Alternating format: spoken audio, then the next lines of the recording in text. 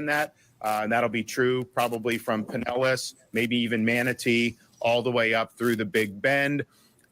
Keep in mind, if you're told to evacuate, you do not need to drive hundreds of miles. You do not need to leave the state of Florida. You basically need to go to higher ground. Almost every instance, you can go tens of miles to a shelter, to a hotel, to a friend's house, whatever works for you, and you'll be able to ride out the storm. The key is to not be in those areas that are going to be hit with big time storm surge and that are going to potentially have life-threatening situations. And so tens of miles, not necessarily need hundreds of miles. And the more people that do a more limited evacuation, more local evacuation, you're not going to have the highways and the roads clogged. So it's not necessary to try to outrun the storm. Just get to higher ground, get in a structure that is going to be able to handle the hurricane, ride it out, and then you'll be able to go back to your property and inspect whatever damages. So more local evacuations. You do not need to flee to Alabama, Georgia. You don't need to drive hundreds and hundreds of miles. Now, fuel. We have 35 bobtails and 15 tankers of fuels are en route to Central Florida to pre-stage with a couple 100,000 gallons of fuel. We had limited fuel interruptions with Hurricane Ian, but you never know how that works. So we want to be able to have fuel to be able to get that back on target as soon as the storm passes. We have 7 urban search and rescue teams ready to deploy to impacted areas. And of course, we have Florida Highway Patrol, Florida Department of Law Enforcement, Florida Fish and Wildlife, all those folks will be ready to go.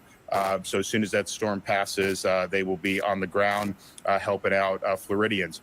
We have 2,500 guardsmen and airmen that are pre-staged, but 3,000 more are currently being mobilized and are on the way for a total of 5,500.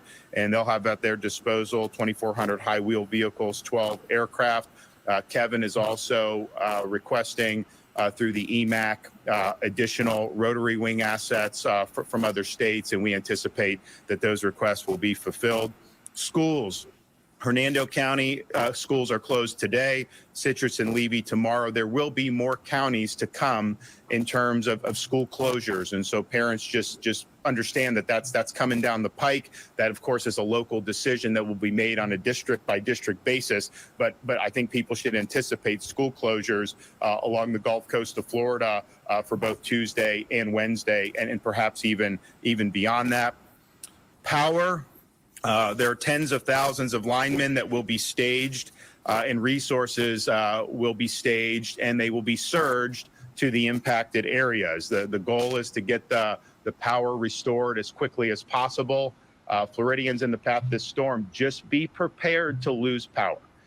This is going to come in, if it's Cat 3 plus, there's going to be a lot of trees that are going to get knocked down. There's going to be a lot of debris that is going to interrupt the power lines. So just understand that is something that's going to happen.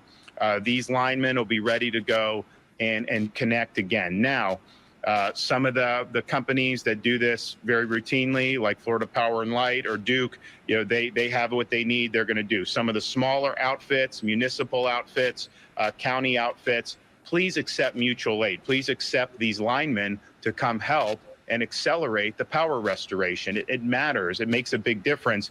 Even in a storm like Hurricane Ian, as damaging as that was, the vast majority of people, even in Southwest Florida, did not suffer a catastrophic loss. And so to get all those people back on as soon as possible, it makes the recovery so much more impactful, so much more effective. So those folks are there. They're going to be surged. And if you're in one of those outfits, please accept the mutual aid right at the beginning. And also, please have a plan that as soon as that storm goes, have a sense of urgency to have your folks go and get the power restored. I can tell you the places that did that after Ian, it worked a lot better. When there was a delay, then just people get frustrated. So we believe that time is of the essence when it comes to power restoration, and we have the folks available that can be helpful. Generator safety. We've had a lot of new people move to Florida over these last many years. Some got their first taste of a hurricane last year with Ian, but we've had many people move in even since Hurricane Ian. when you're using a generator, you cannot run your generator inside your house. You could die with carbon monoxide poisoning. So it's got to be outdoors only, and it needs to be at least 20 feet away from the windows and from the doors, and the exhaust needs to be pointed away from your home. So please operate the generator properly. We've had throughout the years in Florida, generators operating in people's garages or even people's homes, and it's just not something that's going to work, and it could definitely be deadly. So generator safety. Kevin is going to come up and provide an update from the EM perspective. Wilton Simpson's also going to come up and provide an update on the gas situation emanating out of the port of Tampa with the diesel. All Floridians, you need to be executing That was Governor Ron DeSantis talking about Tropical Storm Idalia. The storm is currently headed for Florida, expected to make landfall there as a hurricane. We're going to continue to follow the storm's track and preparations all morning long. Esto es lo que tenemos, señores. Yo les voy a poner también aquí. Denme un segundito. Les voy a poner, si no saben, si tienen que evacuar, esta es la dirección, ¿ok? De evacuación. Denme un segundo.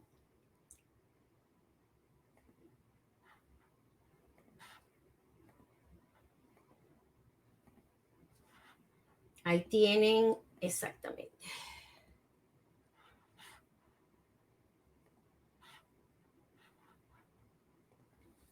Este mismo que ustedes están viendo ahí es floridadisaster.org, ¿ok?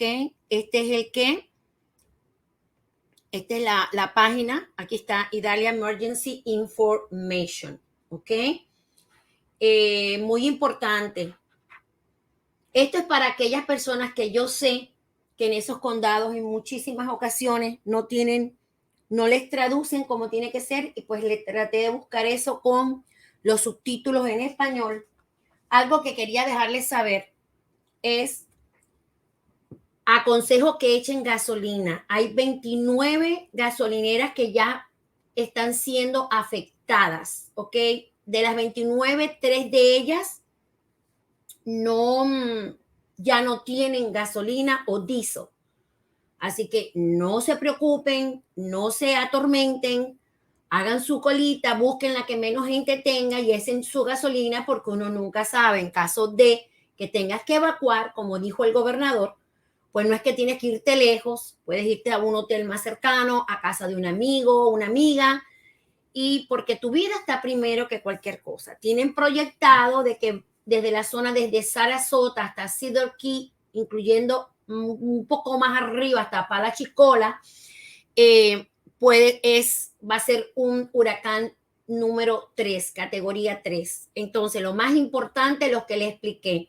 También, algo que quiero que voy a estar constantemente, y lo voy a poner aquí, es, un momentito en esto, la gente que tengo en Tampa, en Gainesville, Twitter, que es el X, más Q vencedoras, ¿ok? Ahí voy a estar diciéndoles constantemente cuáles son los condados que ya tienen. Ya van 2 condados, el de Pinela, bueno, ya se los mencioné el mediodía, el de Pinela y el condado de Pasco es evacuación mandatoria. Todas aquellas personas también que viven en trailer, que viven en mobile home, eso no aguanta ni siquiera vientos de 35 ni 40 millas por hora. Aeropuerto de Tampa va a estar cerrado a partir de mañana. Así que si tenías un viaje, verifica bien ahora que hay luz para cuando te puedas ir, porque imagino que cuando ya pase, pues poco a poco todo vuelve a su normalidad. El aeropuerto de Orlando todavía no han dicho nada, pero tanto Orlando como Gainesville, yo diría que Gainesville más que Orlando pudiera ser más afectado, porque Gainesville está prácticamente detrás de Cedar Key. Después que pasa la trayectoria de Cedar Key, pasaría por Gainesville. Recuerden, luz. Recuerden prender los generadores si el generador está afuera, no dentro de la casa. Ok, si van a poner bolsas de arena, no las cierren en la punta, la dejan abierta y la otra la ponen encima.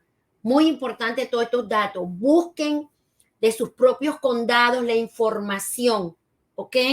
Todavía no es huracán, sigue en 70 millas por hora, pero lo están viendo y lo están pronosticando que se va a intensificar bastante fuerte. En estos momentos, yo diría que ojalá todas estas prevenciones las hubiera para Cuba, porque él está prácticamente estacionado arriba del oeste de Cuba, cargando, como digo yo, batería y echándole agua a esa parte de la isla, que es Pinar del Río, es la isla de la juventud, como se los mencioné, así que estén muy conectados mientras tengan luz, por favor, ahí, más Q vencedora. Pásenle esta información a cualquier amistad que usted tenga, aunque usted no viva ahí, que tengan, yo por lo menos tengo varios que viven en Pasco, en Tampa Bay, en Orlando, en Gainesville, okay, en Lakeland, y espero que estén oyendo esto para que no se mortifiquen, sino que tomen acción. Recuerden lo que yo siempre les digo, no se preocupen, ocúpense, que es lo más importante. Y lo demás se lo dejamos a Dios. Oremos que todo va a estar bien. El que se ocupa no va a haber problema, ¿ok? El que lo deja todo para última hora es el de la situación. Ya lo escucharon ustedes mismos, ya lo están diciendo en varias partes. Donde va a ser más afectado va a ser en la luz, no va a haber luz. Así que los voy a mantener al tanto. Dios me los bendiga, me los guarde, me los proteja. Vuelvo a poner, déjame ponerles si quieren saber si sus zonas de evacuación, floridadisaster.org. Hasta luego, hasta mañana y chao, chao.